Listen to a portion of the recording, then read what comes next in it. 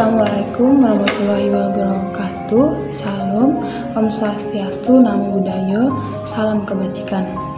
Perkenalkan, nama saya Rinsan Dea Prabela Sinambela dengan NIM B120257.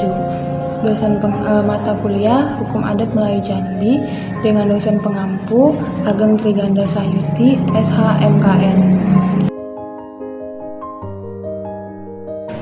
Induk Undang-Undang 8 terdiri dari pertama, dagodagi, yaitu segala perbuatan yang melanggar kepentingan umum sehingga menimbulkan kekacauan dalam masyarakat.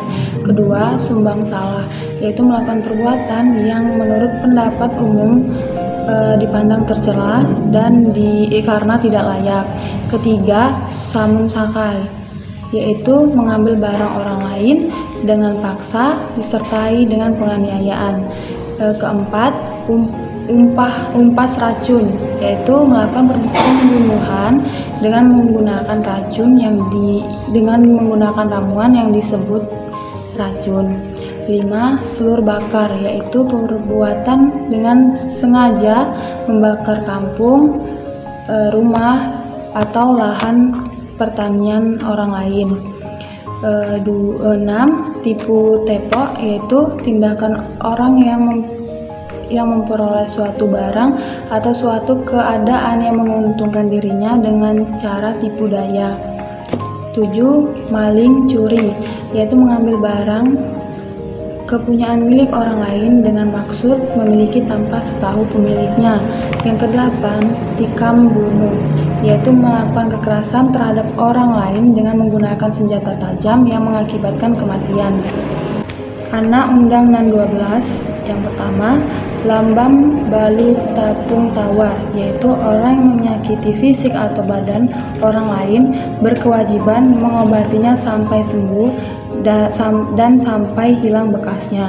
Kedua, luka lekih dipampas, yaitu barang siapa yang melukai badan atau fisik orang dihukum membayar pampas yang dikategorikan menjadi 3.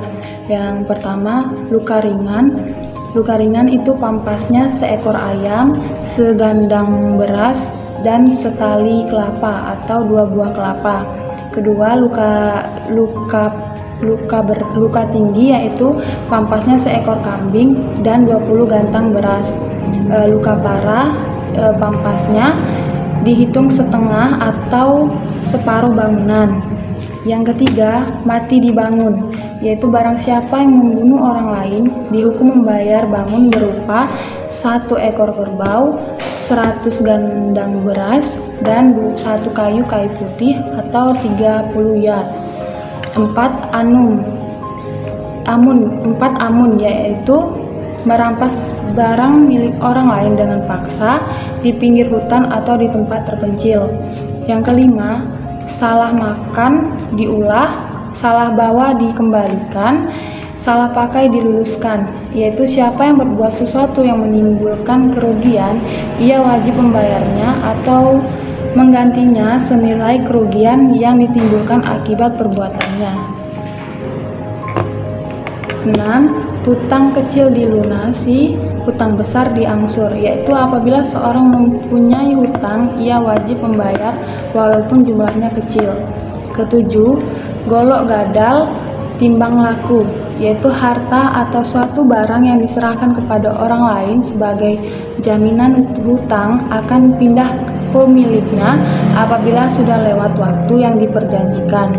8. Tegak mengintal lengan, duduk menanti kalam, yaitu tegak bedua begandang duo, salah bujang dengan gadis kawin. Maksudnya pergaulan antara seorang bujangan dan seorang gadis diduga telah melanggar adat. 9. Memekik ngantam tanah, menggulung lengan baju, menyingsing kaki celana. Maksudnya menentang orang untuk berkelahi. 10. Menempuh nan bersawah, mengungkai nan berebo, yaitu memasuki atau memanjat suatu tempat yang telah ada tanda larangannya berupa pagar. 11. Meminang di atas pinang, menawar di atas tawar, yaitu apabila seorang gadis telah dipinang dan diterima, maka ia berstatus sebagai tunangan orang lain, dan itu tidak boleh dipinang lagi oleh laki-laki lain. 12. Uma di kandang siang, ternak berkandang malam. Petani harus menjaga ladang padinya atau tumbuhannya di siang hari, dan bagi yang mempunyai ternak wajib mengurungnya di malam hari.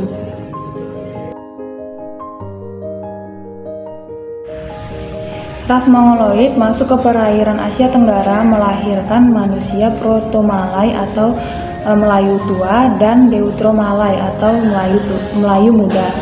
Tetapi tidak diketahui kepastian kapan penyebaran itu dimulai.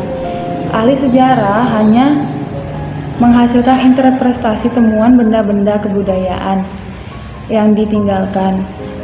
Manusia Deutero-Malay di Indonesia mengembangkan kebudayaan. Manusia Deutero-Malay sangat penting artinya bagi sejarah perkembangan suku bangsa di Indonesia, karena mereka inilah yang dianggap sebagai cikal bakal orang Melayu dan kebudayaan Melayu. Kehadiran Islam di Jambi diperkirakan terjadi pada akhir abad ke-7 Masehi sampai awal abad ke-11 Masehi. Pada awal ke-11 Masehi, ajaran Islam mulai menyebar ke seluruh lapisan masyarakat pedalaman Jambi. Kehadiran Islam telah membawa perubahan mendasar bagi kehidupan sosial atau masyarakat Melayu Jambi. Agama Islam secara pelan-pelan pasti mulai menggeser kebudayaan Melayu Buddhis sampai berkembang suatu corak kebudayaan Melayu Islam. Sejak ratusan tahun lampau, wilayah Jambi telah dihuni oleh etnis Melayu seperti suku Kerinci, suku Batin, suku Bangsa 12, suku Penghulu, dan suku Kubu atau suku Anak Dalam. Pada masa lampau, mereka telah melatar belakangi perkembangan bahasa Melayu, budaya Melayu, maupun pasang naik dan turun kerajaan Melayu di daerah Jambi. Perjalanan sejarah yang teramat panjang diawali masa prasejarah Melayu Buddhis dan Melayu Islam sampai masa perjuangan melawan penjajah dan periode kemerdekaan. Pada masa sekarang, hukum adat Melayu masih tetap menggunakan ajaran agama Islam karena berlandaskan ajaran Islam. Keberadaan hukum adat Melayu Jambi pada masa yang akan datang menurut saya, hukum adat Melayu Jambi masih memprioritaskan ajaran agama, karena hukum adat Melayu Jambi masih berdasarkan ajaran agama Islam. Pucuk Induk 65 menjadi dasar hukum adat Melayu Jambi, dan juga hukum adat Melayu Jambi menjadi peranan yang sangat penting bagi masyarakat Kota Jambi, di mana sebagai pedoman dan kontrol bagi masyarakat Kota Jambi, di samping hukum negara. Sekian penjelasan dari saya ucapkan terima kasih.